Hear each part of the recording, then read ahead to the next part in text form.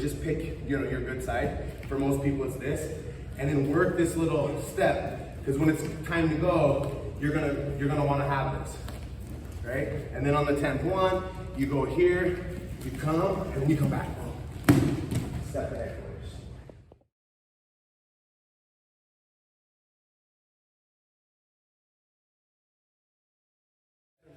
And that's when I come back, and we kick. And we're gonna kick it back, right? Do it. This leg is gonna go straight up, like your knee's gonna go up. You're not gonna go out to the side. Ready? Slow motion. Do it. Right. Go back.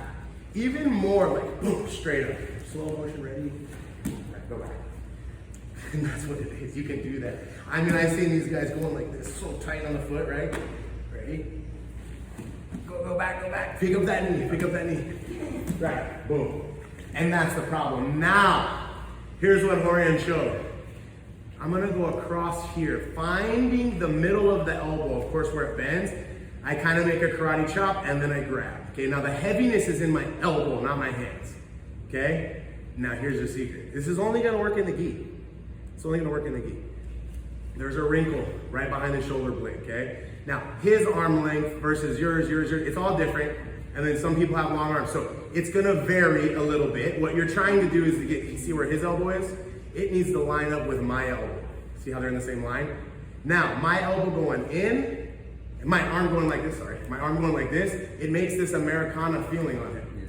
Now, can you lift the right leg up easier? Nope. And there you go, and there's the roll.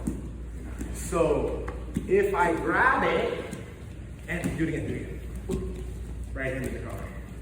If I grab it, right, and I just step over and I try to bridge, if he knows to just take that leg straight up and out, that's gonna happen. And yes, I could try to shrimp there. But that's not what we're talking about. We're talking about trapping. How do you get on top of the fight? And another thing they're always gonna tell you is, if you could choose one, you're on the street right now, and you could choose one mount escape. It's always gonna be the one where you go from the bottom to the top. The shrimp is like, oh man, I can't get on top of this guy. It's all I got. Thank God I got the shrimp. But you want to roll the guy. So I'm going to go here, and if I just grab normal, it's not enough. I have to find a way to make his elbow go in. See how he starts falling? And then this grip together. Now check this out. It's my hips. Look how I'm not going to the side and he's already falling to the side.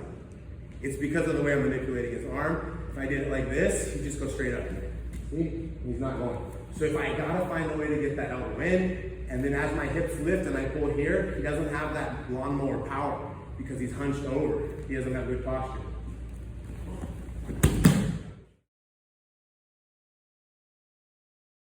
And now let's go to the top person.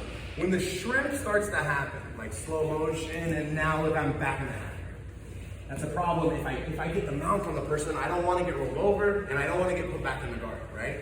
So I'm always watching out for, am I going to get rolled over? Do I need to deal with that with some sort of base or something? And is she going to start shrimping? Do I need to pick up the hand or do something? Once it reaches the point where I know for a fact that leg is going to go, I'm not going to be able to pinch and keep it, I float a knee on belly. So slow motion to this side.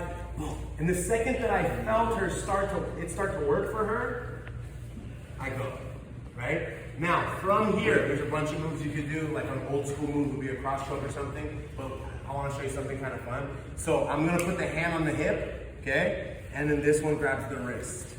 As I kick my leg out here, look, I let go of the wrist, this is going to fly over. My head is back here. As I put my head here, my leg starts to go towards the mount. This hand grabs the hamstring, secure the mount, and I'm back here. She pushes the knee. Flow, wrist,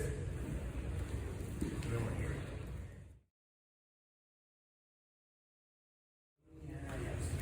So we're here, and of course he's gonna put a grip together, right? And I'm probably here or I'm here. People do it different ways. Slow motion, and you can even use your words or just show, how do you get out of this? Let it down.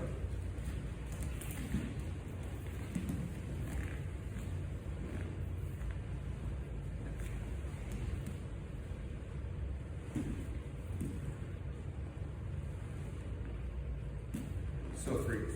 So one thing that he was trying to do there that is a thing that works, I just try not to let him do it, is he gets on top. So he makes me fall back. He goes to his knees now, smashing me. You get the smash going on a little bit, and now he rips the arm off. Boom, you escape the arm off. That happens all the time to people. So that's one of the main ways to escape. Anybody have another idea how he would escape other than that?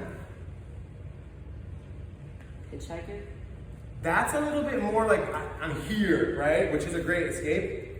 But from here, you know, he kind of has three main escapes. And one of them is gonna be, say, get the leg off the face. Slow motion, get that thing off. Look, now if I just pull right here, he just comes on top of me. Oh, hard to get out. Go back. And then also if he wants, some people will, the leg comes up, he puts his head on top of my leg, super heavy, I'll never end it. He bridges his head all the way, and then he comes on top. Even if I go on top, he got out of the arm bar, right? So that's another way. Any other ways? Elbow down. The elbow down. Go, man. When you're like laying down, you like push the legs to go back. He could get the leg off the face, like he was saying. Yes, correct. But the other one is elbow down. So if he feels some looseness, and then, yep, and he took the elbow out of him. Now those are the three ways out. On anybody that has any decency at their armbar, white belt, 3 stripes, they've been training a little bit, those are the ways they get out. Those are the ways that people get out of the armbar. So when I'm here, I'm thinking about those 3 things. I'm not just thinking about how do I make him tap. So how do I make it so his elbow doesn't go to the ground? My hand's behind me. And that hand scoots my butt in. Pull the elbow to the mat. I scoot in right when I feel that. Get the leg off the face. I stretch when he does that. You see? So now he goes to rock. Slow motion. Look, the shoulder hits. The cross undoes. I'm not going to go hard on my boy here, but boom! And then it takes you right back. So I bounce off the shoulder. I'm like, damn, we already forgot what to do. So the guy has, you know, some sort of a grip, and this is a great grip. Like dudes that have good gable grips, it's so hard to pull it apart, right? So he was just going here, and then he says, don't grab too high, because it curves your back. You need to be able to have insane posture, overly done posture. Don't make it tight, right? Now from here, it's a matter of time. You can start to mess with the fingers, and there it is. So, Robert's got a good hold too. Yeah, it was. It's very strong. So this is exactly how he did it too. He gets it in, and the pressure gets really insane, and then he's almost ready to let go. Just a little touch on the fingers there, and it goes. Now, if you try to do this with a curved back, is the arm okay? Yep. You do this with a curved back, it's not the same. And he just did this, like he never stopped falling. See that? He just like slap it right off, like it's not even anything. Try that, but you can't try it for very long, right? Because this is gonna start hurting. Like I feel like it's hurting him right now. I'm digging that thing in there. And that's what you have to do. You gotta get it in the crick of the elbow, find the grip where you have that insane posture, right? And then you're literally like never curving the back all the way. You're gonna get to a spot if you, like this homeboy's pretty tough, right? But like you'll get to the spot where you're super tight and I just push. And it comes off. The main ways that people protect themselves for the armbar, it's either the way we just talked about, that gable grip, or they do something like this, right? Exactly, right? This is widely known in the jiu-jitsu world to make this rear naked choke grip and squeeze everything tight, and it's going to be very hard for me to pull this out of there. If you're not already doing this, this is good armbar defense. It's legit. So we're going to talk about how to attack this. If she's going to cover up this arm so much, I'm not going to tap this arm. I'm going to have to go over here and tap this arm.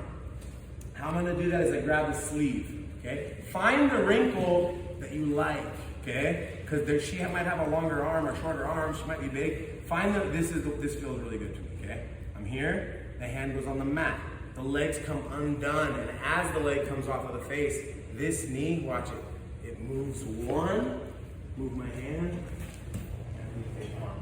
Now I gotta try to do that before she does a rear naked choke, right? Wrinkle, hand,